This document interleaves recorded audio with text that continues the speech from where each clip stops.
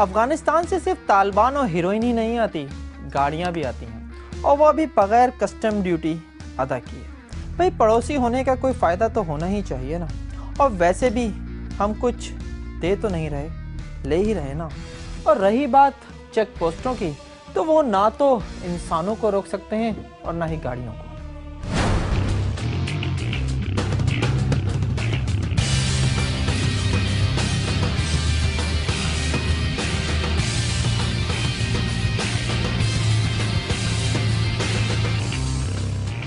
आज के दौर में पूरी दुनिया ग्लोबल विलेज बन चुकी है।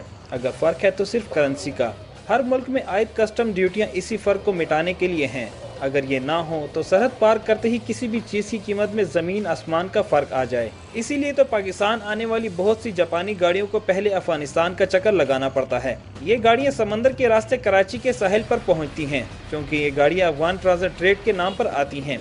इसलिए बगैर कस्टम ड्यूटी इन्हें खुशकी के रास्ते मंजिल की तरफ रवाना कर दिया जाता है। आमतौर पर ये गाड़ियाँ अफगानिस्तान पहुँच भी जाती हैं। ज़्यादा से ज़्यादा ये हो सकता है कि एक आध गाड़ी इलाका गैर में गायब कर दी जाए। अगर ये गाड़ी वहाँ खुलेआम भी इस्तेमाल की जाए तो हुकूमती अमलदारी में नहीं आती। मलकन डिवीज़न है, वहाँ पे तो एज सच टोकन टैक्स भी नहीं है, प्रॉपर्टी टैक्स भी नहीं है। टोकन टैक्स है, प्रॉपर्टी टैक्स नहीं है। तो उस वजह से वहाँ हम कार्रवाई नहीं कर सकते इनके ख़िलाफ़। हज़ारों की तादाद में लोगों का ज़रिया माश भी है।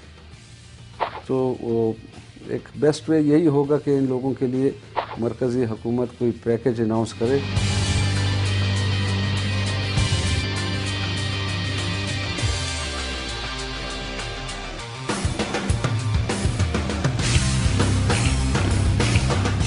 इनमें से जो गाड़ियां सूबा खैबर पख्तूनख्वा के दीगर इलाकों में चलाई जाती हैं, वो पहले अफगानिस्तान जाती हैं, वहां आयद ड्यूटी अदा करती हैं और फिर सरहद पार करके पाकिस्तान वापस आ जाती हैं। बहुत सी गाड़ियां ये ड्यूटी भी अदा नहीं करती। सूबा खैबर पख्तूनख्वा में ऐसी हज़ारों गाड़ियां चल रही हैं। मालकन डिवीज़न में नॉन कस्टम पेड गाड़ियों की भरमार है। जिला चतराल में भी ऐसी 3000 गाड़ियाँ सड़कों पर दौड़ रही हैं। आर्जी रजिस्ट्रेशन वाली 2000 गाड़ियाँ इसके अलावा हैं। यहाँ 40 से 50 लाख की लैंड क्रूजर 3 से 4 लाख में, 15-16 लाख की एक्सएलआई 3 लाख में आसानी से मिल जाती है। फाटा में नॉन कस्टम पेड गाड़ियों की तादाद 50% से भी ज़्यादा है। मुल्क के दीगर हिस्सों में चोरी करके भी गाड़ियाँ यहाँ बेच दी जाती हैं और यही गाड़ियाँ दहशतगर्द भी इस्तेमाल करते हैं। हमारे कबायली इलाकाजात में 50% से ज़्यादा गैर कानूनी गाड़ियाँ घूमती फिरती हैं और इनमें दो किस्म की गाड़ियाँ होती हैं। एक नॉन कस्टम पेड जो अफगानिस्तान से स्मगल करके पाकिस्तान आती हैं और एक मसलूका गाड़ियाँ जो पेशावर और मुल्क के दीगर शहरों से चोरी करके यहाँ पर लाई जाती हैं। अफगानिस्तान से जो गाड़ियाँ स्मगल होती है या नॉन कस्टम पेड गाड़ियाँ होती हैं वो ज़्यादातर जदीद किस्म की गाड़ियाँ होती हैं। इसमें ज़्यादा मोटर कार भी हैं, जीप्टर भी हैं और सुजुकी कार भी, छोटी गाड़ियाँ भी होती हैं। बंदोबस्ती इलाकों के लिए लाई जाने वाली गाड़ियों पर कुछ खर्चा और भी आता है। 50,000 से 1 लाख रुपए खर्च करके कस्टम एहलकारों, महकमे एक्साइज और ट्रैफिक पुलिस की मिली भगत से इन गाड़ियों के नए कागजात बना लिए जाते हैं। पेशावर की कारखानों मार्केट में आमदरफ्त के लिए इस्तेमाल की जाने वाली ये गाड़ियाँ नॉन कस्टम पेड हैं, जो अफगानिस्तान से पेशावर लाई गई हैं। कम कीमत होने के बायस इन गाड़ियों की तादाद में मुसलसल इजाफा होता जा रहा है। GFIR के लिए कैमरामैन साहिबजादा मोहम्मद जानजेब के साथ आदिल परवेज, पेशावर।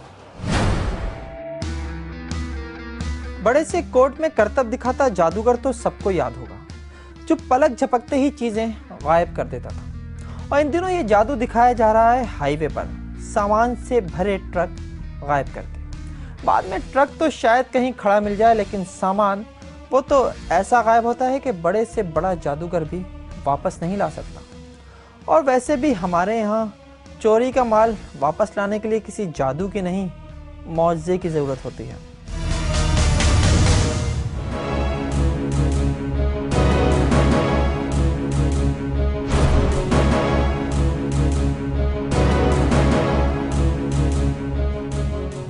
कराची के नॉर्दर्न बाईपास से हाला तक सुपर हाईवे पर सफर करते हुए आपका कभी भी सामना लुटेरों से हो सकता है। कोई गिरोह छोटी गाड़ियों को लूटता है और किसी के लिए सामान से लदे ट्रक और ट्रेलर्स हॉट फेवरेट हैं। हॉट फेवरेट क्यों ना हो, हर रोज इस रास्ते से 10 से ज्यादा ट्रक या ट्रेलर्स गुजरते हैं। इसमें खाम माल भी होता है और तैयार अशिया भी। इलेक्ट्रिक मसनूआत और अद्वियात भी कराची से अंदरूनी मुल्क इसी रास्ते से सप्लाई होती हैं। इसलिए डाकुओं को एक ही डकैती में लाखों करोड़ों का सामान मिल जाता है। करोड़ रुपए से ऊपर का माल होता है गाड़ी में, तकरीबन 80 लाख, 90 लाख का, करोड़ का, 60 लाख का, मतलब ये मैक्सिमम ऐसी कीमत होती है। तो रिकवरी में मेरा ख्याल है कि कोई भी नहीं आज तक हो सकी। एक माह के दौरान 6 से 8 ट्रेलर्स सिंध की हुदूद पार करने से पहले या बाद में सड़क के किनारे खड़े खाली मिलते हैं। लूटा हुआ सामान अपने ठिकानों तक ले जाने के लिए डाकुओं के पास अपने ट्रेलर्स होते हैं। इसके बावजूद 22 से ज्यादा ट्रक और ट्रेलर्स का नामो निशान नहीं मिला। डाकुओं की सबसे ज्यादा मदद सुपर हाईवे पर बने हुए स्पीड ब्रेकर्स करते हैं। यहाँ पहुँचने पर गुड्स ट्रेलर्स जो ही अपनी रफ्तार कम करते हैं, 2-3 डाकू पीछे से चलते हुए ट्रेलर्स पर चढ़ जाते हैं।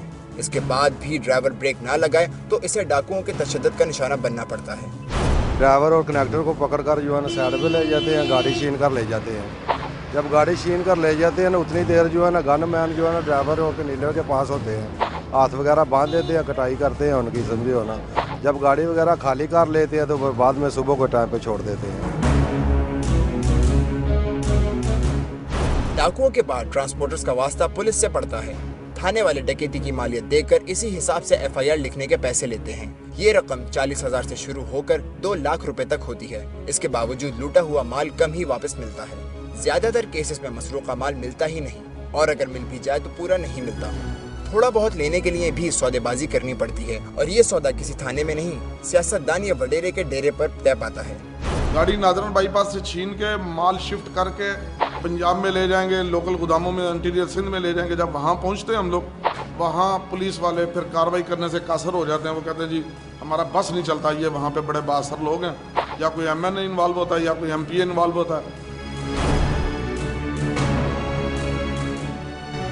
एक केस में ट्रांसपोर्टर्स ने खुद ही अपने माल का पीछा किया और हैदराबाद तक फतेह इंडस्ट्रियल एरिया में वाक़े एक गोदाम तक पहुंच गए। वहां उन्हें कई डकैतियों का माल मिला। निशानदही पर पुलिस ने 3 बंदे भी पकड़ लिए, जिन्होंने अपने सरगना का नाम दीदार खान बताया। पुलिस कहती है कि अब तक जितने डाकू गिरफ्तार हुए हैं वो दीदार खान के लिए ही काम करते हैं, और दीदार खान को पुलिस अभी तक पकड़ नहीं सकी। ये 3 जो डकैत पकड़े हैं, इनको हमारे ड्राइवरों ने भी पहचाना है, और उन्होंने ये चीज़ खुद कबूल की है कि ये जी हमने ये फलाना ट्रक यहाँ से अगवा के नॉर्दर्न बाईपास से, नूरियाबाद से, हाले से, लूनी कोट से सब गाड़ियाँ उन्होंने खुद ही इस चीज़ का इंकशाफ किया, लेकिन पुलिस कोई कार्रवाई नहीं करे। जिन्होंने अवाम के जान और माल की हिफाजत करनी है, वो जल्द इक़दाम करने की यकीन दहानियों से काम चला रहे हैं। कराची गुड्स कैरियर एसोसिएशन के वफ्द को भी IG सिंध और वजारत दाखिला तक सिर्फ यकीन दहानियाँ ही मिली हैं।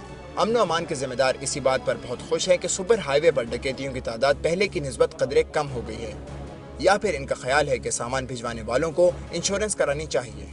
इन इलाकों को बाकायदगी के साथ उसमें जो गश्त है वो पुलिस की और रेंजर्स की जो बढ़ा दी गई है। पहले जो ग्राफ था इन ट्रेलर्स को और इन जो ट्रक्स को जो टारगेट किया जा रहा था और ये क्रिमिनल्स जो इसमें इन्वॉल्व थे, तो ये जो कंप्लेंट्स हैं अब ये रिड्यूस हो गई हैं। मगर हमें भी कुछ ऐसी चीज़ें हैं जो हमारी रिस्पॉन्सिबिलिटी बनती है कि हम वो चीज़ें करें, जिसमें ये सारी चीज़ें हैं कि जी आप अपनी गाड़ियों को इंश्योर करवाएं, अपने माल को इंश्योर करवाएं, ताकि अगर खुदा न खास्ता कोई ऐसा वाक़या पेश आ जाए तो एटलीस्ट आपको कंपनसेशन आराम से मिल जाए, इसलिए कि स्टेट आपको कंपनसेट नहीं कर सकती।